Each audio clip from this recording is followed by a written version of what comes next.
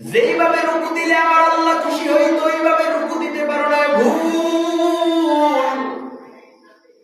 যেইভাবে সিজদা দিলে আমার আল্লাহ খুশি হইতো ওইভাবে সিজদা দিতে পারো না, ভুল।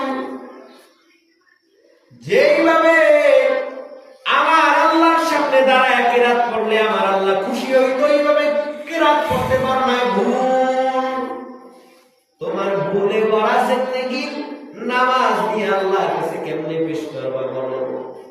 আর আবু বকরের মতো সাহাবী জান্নাতের টিকিট দুনিয়ার মধ্যে হাতে পাইছে, জান্নাতের টিকিট পাওয়ার পর আবু বকর রাদিয়াল্লাহু তাআলা